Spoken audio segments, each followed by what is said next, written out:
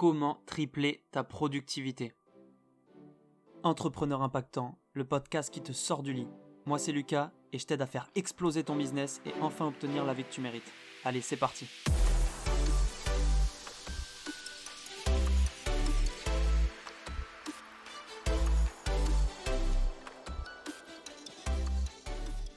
Salut l'impactant, j'espère que tu vas bien. On se retrouve aujourd'hui pour un nouveau podcast pour parler de productivité. Je sais que c'est un sujet dont tu raffoles.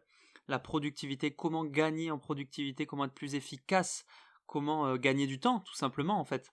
Donc je vais t'expliquer mes techniques pour justement tripler ta productivité. Grâce à ça, tu vas pouvoir faire 3 fois plus vite tes tâches. Donc normalement, si tu respectes tout ça, tu pourras faire tes tâches en 3 fois moins de temps, donc gagner beaucoup de temps dans ta journée, soit pour profiter, soit pour effectuer encore plus de travail et accomplir tes objectifs 3 fois plus vite. Donc c'est parti pour mes premières techniques. La première chose que j'ai fait, c'est de supprimer toutes les notifications du téléphone et de l'ordinateur qui ne concernent pas directement le travail urgent. C'est-à-dire sur mon téléphone, les seules notifications que j'ai, c'est les SMS. C'est tout. Et pourquoi j'ai que les SMS ? Parce que je sais que, et les appels bien sûr, mais je sais que c'est la seule urgence que je peux avoir, c'est qu'on m'envoie un SMS ou un appel. Tout le reste, j'ai plus de notifications. Et sache que d'ailleurs, tu sais, les petites notifications push là, enfin je sais pas si c'est celle-là les push, mais les petits ronds rouges là sur les applications, ça c'est un truc qui est hyper addictif. Ils ont créé ça juste pour que ça te donne envie de cliquer. Donc supprime-les aussi. Il faut plus que tu vois sur les applications qui sont pas importantes bien évidemment, mais il faut plus que tu vois ces boutons rouges là qui sont une addiction énorme. T'as envie de cliquer dès que t'en vois un en fait. Donc voilà, supprimer tout ça. Et sur l'ordi, j'ai juste Slack quand il est ouvert seulement. Donc ça veut dire que là, par exemple, quand je tourne, pour pas que ça m'embête les notifications, je ferme Slack. Après, j'ai les SMS aussi parce que du coup, mon ordi est connecté à mon téléphone. Mais c'est tout. J'ai pas de notifications, rien ne peut arriver et m'embêter. Créer une routine, deuxième chose. Donc créer une routine, c'est ultra important pour gagner du temps. T'as plus besoin de réfléchir, tu sais que après avoir fait la tâche A, tu dois faire la tâche B. Et ça te fait gagner beaucoup de temps parce que quand t'hésites, tu sais pas si t'as le temps et tout, c'est un peu embêtant. Donc au moins là, tu suis ce que t'as fait, ce que t'as déterminé et c'est parti. Troisième chose, créer des séances de travail en deep work. Deep work, c'est un terme qui a été développé dans un livre, je crois, qui s'appelle Deep Work. Mais en fait, c'est quand tu es ultra concentré, c'est sur la concentration. Donc il faut que tu développes des séances de travail en deep work de 30 minutes ou 1 heure. Et donc deep work, ça veut dire que tu es concentré que sur ça, à 100%.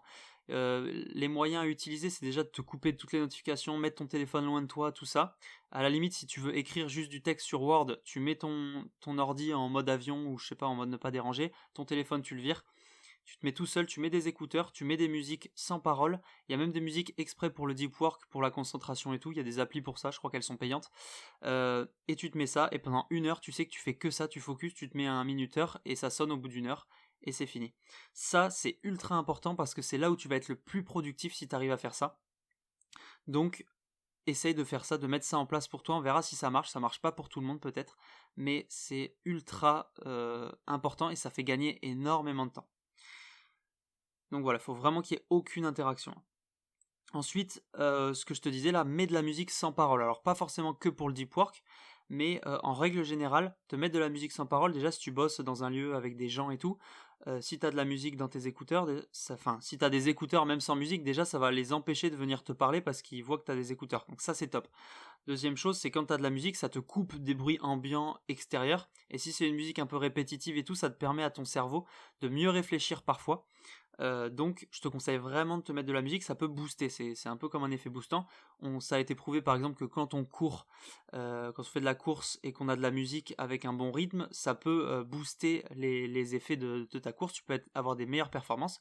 Ça c'est par rapport au rythme et donc à la course, c'est pas exactement pareil, mais ça prouve les effets bénéfiques de la musique que ça peut avoir. Alors je sais plus où j'en suis dans le compte, mais la prochaine chose, c'est de te fixer des délais courts pour ne pas procrastiner. Ça, c'est ultra important. Il faut que tes délais soient courts et logiques. C'est-à-dire que si tu sais qu'une tâche, tu peux la faire en 1 heure, te laisse pas 3 jours pour la faire. Tu vois ce que je veux dire ? bah laisse-toi, si tu sais que là tu peux pas le faire tout de suite, laisse-toi une demi-journée, mais tu sais que tu pourras trouver 1 heure dans cette demi-journée, comme ça c'est fait.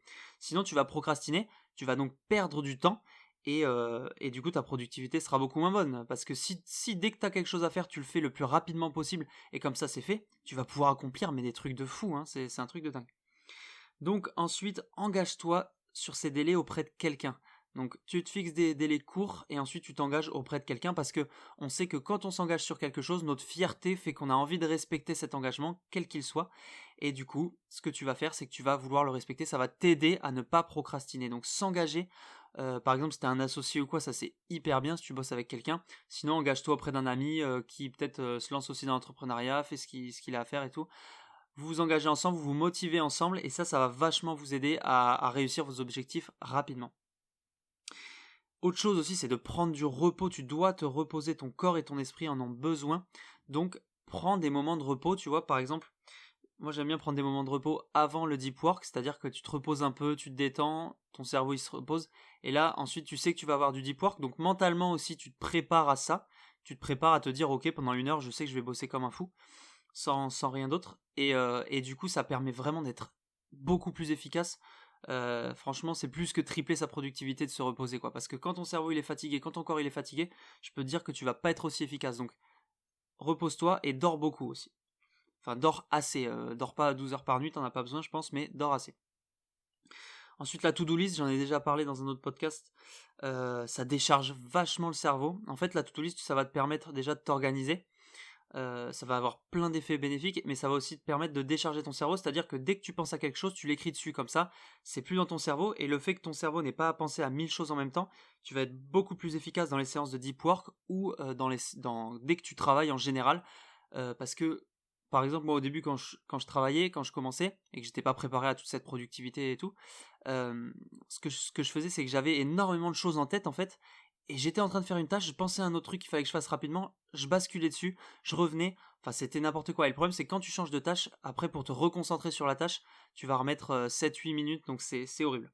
Donc voilà, décharge-toi le cerveau, mets tout sur ta to-do list et reste focus sur ce que tu es en train de faire. Ensuite, la to-do list va te servir aussi de prioriser tes tâches. Souvent le problème quand on n'est pas assez productif, c'est qu'on priorise mal nos tâches. C'est-à-dire que chaque jour, tu dois pas avoir 10 tâches à faire, des petits trucs par-ci par-là. Tu dois avoir tes 2-3 tâches importantes à faire. Tu dois les prioriser, ça c'est les tâches les plus importantes. Et si te reste du temps derrière, tu fais les petits trucs qui sont moins importants, mais tu sais. Et c'est hyper important de comprendre ce qui est important. Désolé, je répète beaucoup de fois le mot important.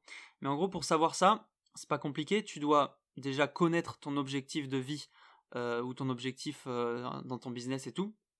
Et tu dois voir les tâches qui vont permettre d'atteindre cet objectif et celles qui sont secondaires, qui peuvent aider à permettre, mais qui sont pas dingues, ou celles qui ne permettent pas. Celles qui ne permettent pas, tu les oublies. Celles qui permettent en secondaire, tu les fais que si tu as le temps. C'est tout. Mais tu te concentres sur les tâches principales. Une chose en plus, c'est une seule tâche à la fois, je le disais, tu ne dois pas faire plusieurs choses à la fois. Parfois on se dit ouais, pour être plus productif, il faut que je fasse à manger et qu'en même temps j'écoute un podcast. Bon, les podcasts, on peut les écouter en faisant autre chose, c'est vrai, mais t'es moins productif quand tu l'écoutes en faisant autre chose, alors que quand tu écris et que t'es à fond concentré dessus, t'es beaucoup plus productif. Donc, fais une seule chose à la fois, tu verras que tu seras beaucoup plus efficace. Ensuite, il y a l'inbox 0. Inbox 0, c'est que tu es 0 mail dans ta boîte mail. Il faut vraiment que chaque mail qui arrive, soit tu l'archives, soit tu le mets dans un dossier où tu sais que tu en as pour plus tard, soit tu le supprimes, mais il faut avoir 0 mail. Ça te permet à ton cerveau d'être plus zen, j'ai envie de dire, d'avoir moins de charge mentale. Et puis même, tu vois, par exemple, s'il te reste 2-3 mails, parce qu'il faut pas non plus être obsédé pour en avoir 0, si tu sais, moi par exemple, là j'en ai 2 en ce moment, il faut que je règle 2 trucs, c'est tout. C'est une sorte de to-do list secondaire, c'est-à-dire que tu sais que tes mails qui te restent, que t'as pas encore archivé ou quoi, tu sais que c'est des choses que tu as à faire, tu vois. Mais sinon, le reste, tu dois, à la fin de la journée ou le matin, tu dois avoir 0 mail. Et dernière chose, c'est créer des processus. Il y a les outils Google qui sont très bons pour ça. Par exemple, Gmail, tu peux créer des processus pour les arrivées de tes mails. Tu peux virer certains mails automatiquement, les mettre dans les spams et tout. Il y a plein de choses à faire. Donc voilà, les processus, tu peux les créer, les mettre en place pour tout. Dès que tu fais quelque chose 2 fois, tu dois mettre en place un processus parce que c'est que tu vas le refaire encore plusieurs fois. Ok ? Donc voilà, ça c'était mes conseils pour tripler ta productivité. Il y a beaucoup de conseils, donc je suis passé un peu vite dessus. Mais je suis sûr que tu vas pouvoir en faire bon usage. Je te dis à demain pour le prochain podcast. Allez, ciao.